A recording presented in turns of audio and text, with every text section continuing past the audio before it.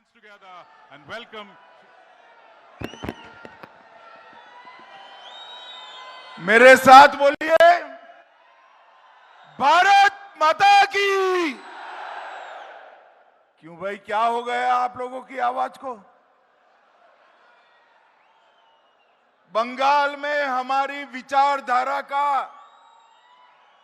इतना प्रचंड विजय हुआ है,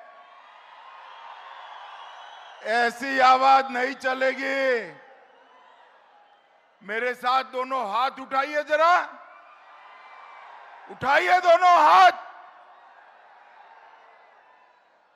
और मेरे साथ मुट्ठी भींचकर प्रचंड आवाज से बोलिए, भारत माता की वंदे, जय श्री राम, जय जय श्री राम।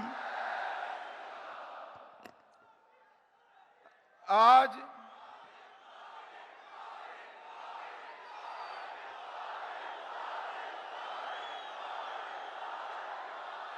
भारत माता की, आज मैं भारतीय जनता पार्टी के करोड़ों कार्यकर्ताओं की ओर से भाजपा के वरिष्ठ नेता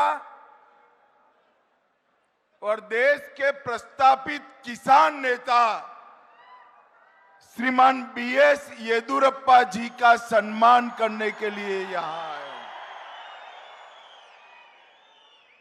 मगर आज एक प्रकार से मणिकंचन योग है। ये जब तिथि तय की गोविंद कारजोल जी ने, तब मालूम नहीं था कि आज ही बंगाल के मुख्यमंत्री का शपथ विधि होगा।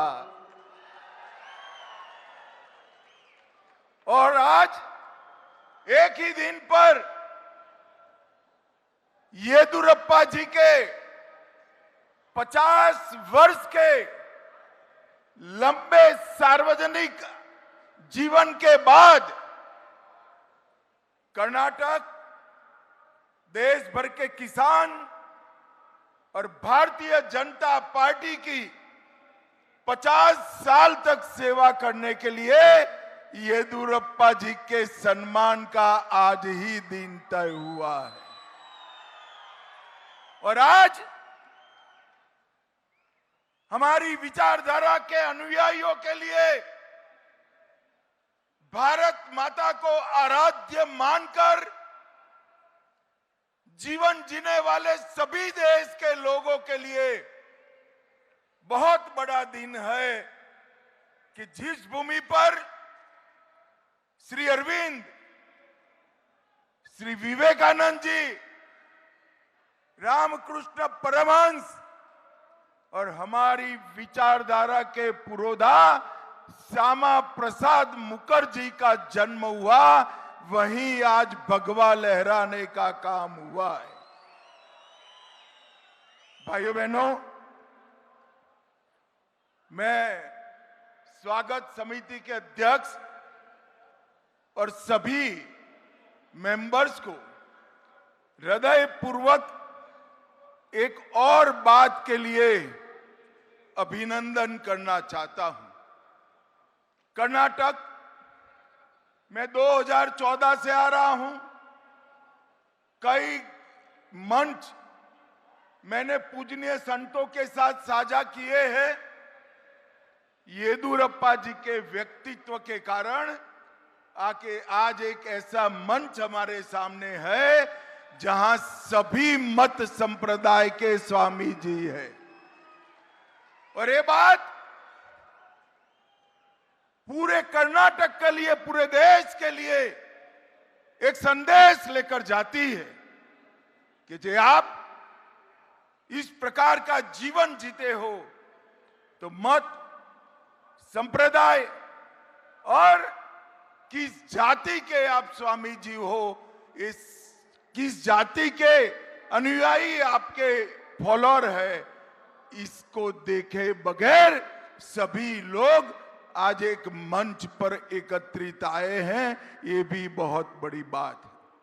मैं आज सबके अलग अलग नाम लेने की जगह जिन्होंने कर्नाटक की पवित्र भूमि पर धर्म को पकड़ कर रखा है, धर्म के आधार पर समाज का हमेशा मार्गदर्शन किया है और यहाँ पर अनेक प्रकार की शिक्षा से लेकर पोषण से लेकर अनेक सामाजिक प्रवृत्तियां भी ये महान स्वामी जियों के मठों से हुई है। वो सभी स्वामी जी को हम सब की ओर से प्रणाम कर कर इनके श्री चरणों में वंदन करता हूं। भाइयों बहनों, ये चित्रदुर्ग राजा मतकरी नायक की वीर भूमि है। अभी कुछ दिन पहले किस लोगों ने विवाद किया कि मैंने यहां स्मारक बनाने की बात की थी, स्मारक हुआ नहीं है। मगर मैंने विधानसभा चुनाव में की थी। सरकार तो कांग्रेस की बनी, मगर चिंता मत करिए, मोदी जी है ना, ये स्मारक हम जरूर बनाएंगे और यही भूमि पर बनाएंगे।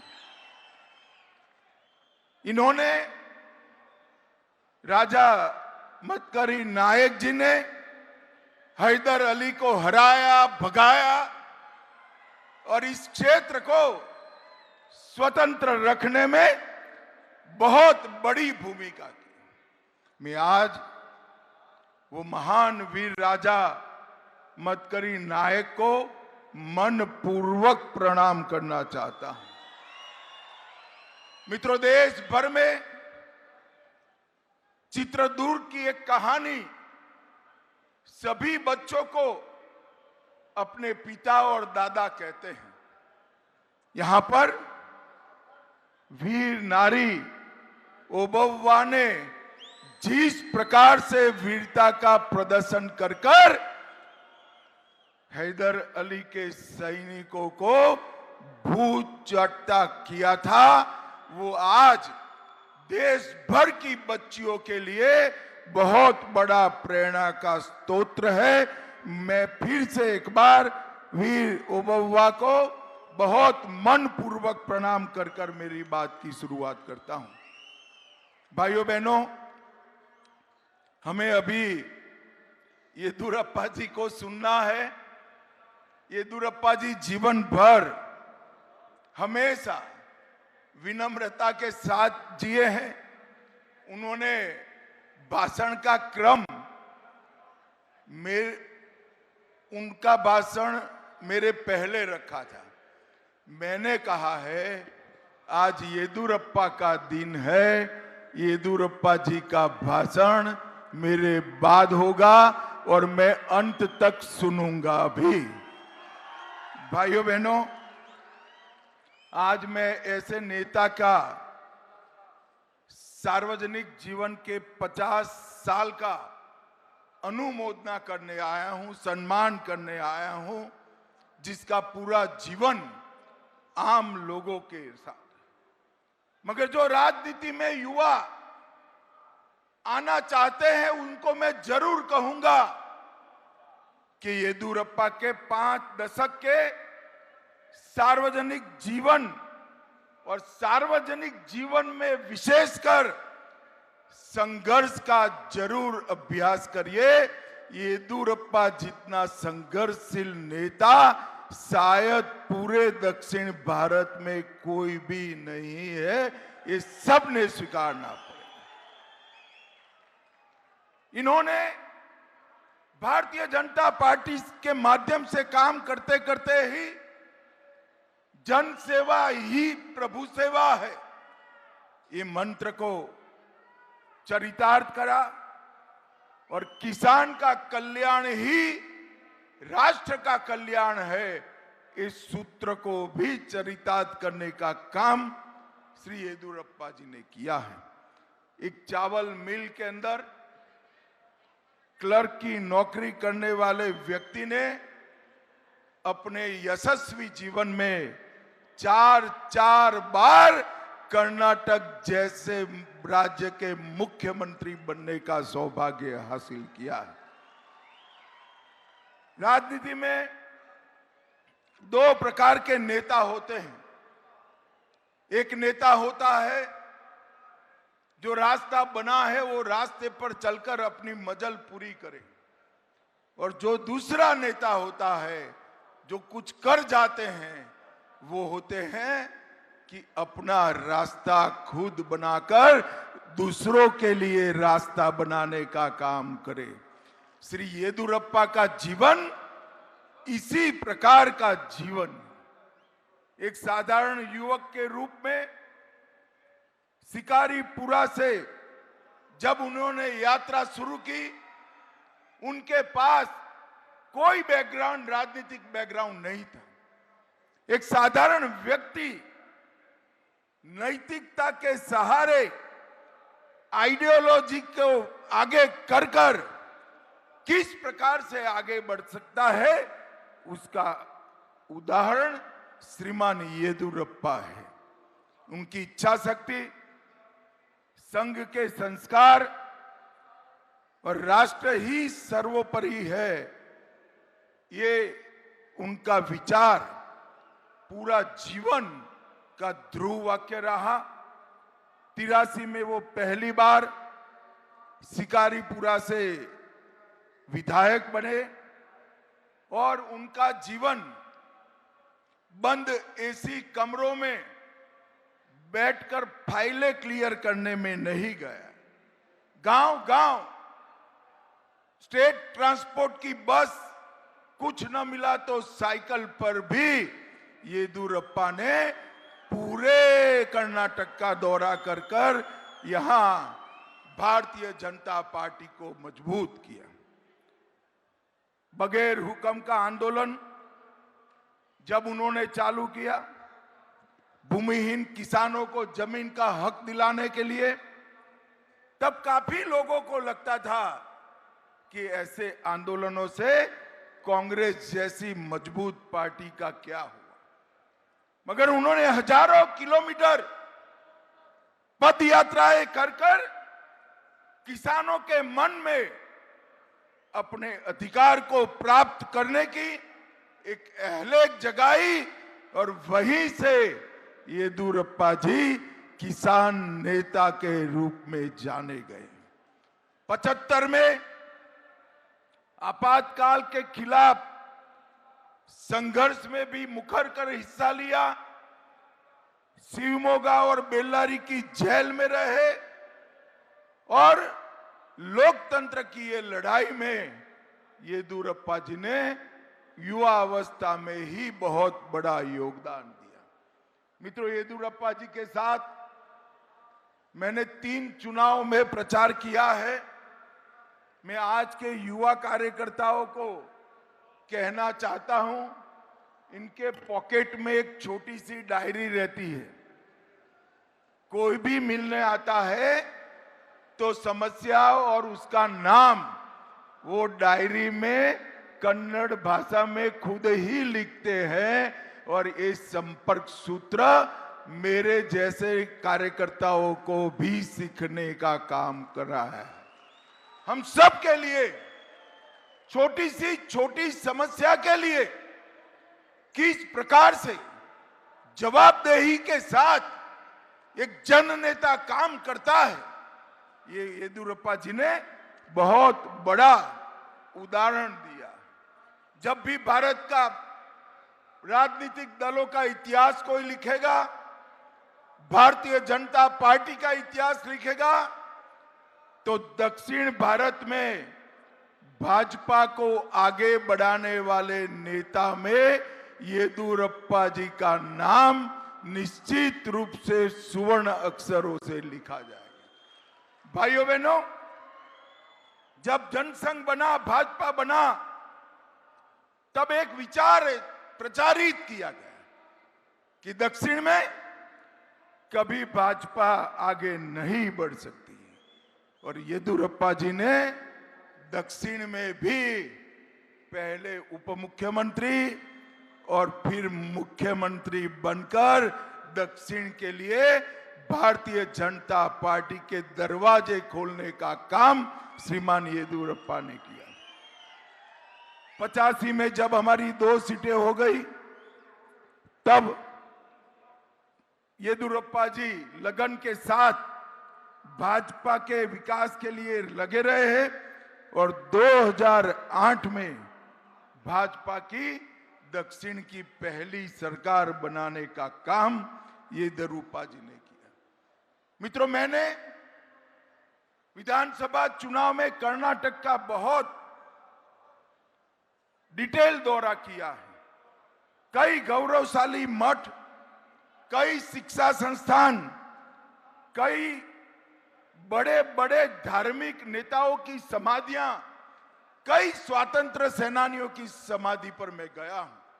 हर जगह पे येदियुरप्पा जी ने अपने मुख्यमंत्री के काल में शासन के माध्यम से व्यवस्था करने का काम येदियुरप्पा जी ने किया। मैं आज जरूर बताना चाहूंगा कि जब संगोली रायन्ना को श्रद्धांजलि देने के लिए जहां उनको फांसी दी गई, वहां पर मैं गया था। दूर से देखकर लगता था कि इस स्थान की किसी ने चिंता नहीं की। इतने महान देशभक्त, इसके शहीदी के स्थान की चिंता नहीं हुई है। मगर मैं अंदर गया, छोटा सा बागीचा, शुद्ध पीने का पानी, बैठने के लिए कुछ बेंचेस लगे हुए थे और उनका संगोली रायन्ना का पूरा इतिहास वहां पर लिखा हुआ था। मैंने वहां पूछा कि भाई ये किस सज्जन ने किया था? येदियुरप्पा जी मेरे साथ में थे। उन्होंने हाथ जोड़कर कहा, आपके साथ खड़े हैं वो येदियुरप्पा जी ने करा। मित्रों, ये जो भाव समाज जीवन के प्रेरणा स्थानों को शासन आगे बढ़ाए, वो भाव उसी में हो सकता है जो समाज को प्यार करता है, समाज को आगे बढ़ाने के लिए काम करता है। देश भर में किसान बजट रखने की शुरुआत भी श्री येदियुरप्पा ने की। जब हरी शॉल ओढ़कर वो विधानसभा में किसान बजट पढ़ते थे, न केवल कर्नाटक, देश भर के किसानों को लगता था हमारी चिंता करने वाला एक राजनेता आज कर्नाटक का मुख्यमंत्री के रूप में बैठा है। भाइयों बहनों, बहुत बड़ी परंपरा उन्होंने आगे बढ़ाई। अन्नदाता के नेता उन्होंने बने और किसानों के लिए हमेशा उन्होंने आवाज उठाने का काम किया। बेंगलुरु को दुनिया के नक्शे पर ग्लोबल टेक हब के रूप में रखने के लिए भी येदियुरप्पा जी को वर्षों तक याद किया जाएगा। और येदियुरप्पा जी ने अलग अलग समुदायों को, चाहे लिंगायत हो, ओबीसी हो, दलित हो, गौड़ा हो, सबको बीच में सद्भाव बढ़ाने के लिए भी बहुत बड़ा काम किया है। और मैं एक बात फिर से सार्वजनिक रूप से स्वीकार करना चाहता हूं, जिसका मैं साक्षी हूं। 2014 में देश में पहली बार पूर्ण बहुमत की सरकार बनी, मोदी जी प्रधानमंत्री बने, मंत्रिमंडल बन रहा था, मैं भाजपा का महासचिव था। अचानक गुजरात भवन पर सुबह एक कागज आया, वो कागज येदियुरप्पा जी का था कि मेरी प्रायोरिटी कर्नाटक है, कर्नाटक में फिर से भाजपा सरकार बनानी है, मुझे मंत्रिमंडल में मत रखिएगा। भाइयों बहनों, मैंने ऐसे भी लोग देखे हैं जो मंत्री बनकर राज्य में मुख्यमंत्री बनने का प्रयास कर रहे हैं, मगर येदियुरप्पा जी ने मंत्री पद ठुकराकर भाजपा के आंदोलन को लीड कर राज्य में मुख्यमंत्री बनने का निर्णय किया। ये बहुत बड़ी बात है। भारतीय जनता पार्टी ने भी देश के किसानों के लिए ढेर सारे काम किए। मैं इसमें बहुत डिटेल जाना नहीं चाहता। आज का दिन येदियुरप्पा जी का है। येदियुरप्पा जी ने 50 साल तक कर्नाटक और देश के सार्वजनिक जीवन की सेवा करने का काम किया है और मैं तो मंच पर चढ़ते ही ये मंच देखकर आनंदित भी हुआ और आश्चर्यचकित भी हुआ। एक ही मंच पर इतने सारे स्वामी जी, हर संप्रदाय के स्वामी जी आज यहाँ पर उपस्थित है। ये येदियुरप्पा जी के प्रति सबका सम्मान कितना है इसका परिचायक है। मैं येदियुरप्पा जी को अंत में बहुत बहुत शुभकामनाएं देना चाहता हूं। आप शतायु हो, आपका स्वास्थ्य अच्छा रहे और लंबे समय तक आप कर्नाटक भारतीय जनता पार्टी का मार्गदर्शन करते रहे, यही मेरी शुभकामना है। और जो युवा कार्यकर्ता किसी भी दल के हो जो राजनीतिक क्षेत्र में काम करना चाहते हैं, वो सभी को भी मैं अपील करना चाहता हूं कि येदियुरप्पा के जीवन से हम सबको जरूर कुछ न कुछ सीखना चाहिए। ये अपील कर मेरी बात को, वाणी को विराम देना चाहता हूं। और अंत में इतना बड़ा समुदाय येदियुरप्पा जी के स्वागत के लिए यहां आया है और देश भर की जनता के मन में भी बंगाल में भगवा लहराने का परम आनंद है। मैं आज कर्नाटक के चित्रदुर्ग में इकट्ठा हुए सभी लोगों की ओर से बंगाल की जनता को हृदय पूर्वक नमन, प्रणाम और धन्यवाद कर मेरी बात को समाप्त करता हूं। वंदे मातरम। ಶ್ರೀ BS ಯಡಿಯೂರಪ್ಪ ಅವರ ಜೀವನವನ್ನ ಹಾಗೂ Shri Amit Shah, I would request Shri Amit Shah ji to kindly accept the felicitations on behalf of the entire citizen fraternity. जोरादा चप्पाळेयोंदिगे जोरदार तालियों देवियों सज्जनों, Shri Amit Shah ji, बहुत बहुत धन्यवाद sir. You have taken time off and come here and be a part of Shri BS Yediyurappa Abhimanotsava.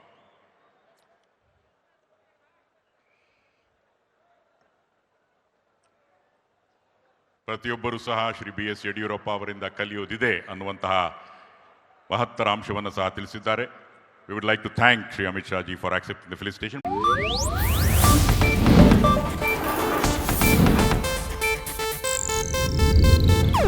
ಇದು Asianet news network ಪ್ರಸ್ತುತಿ.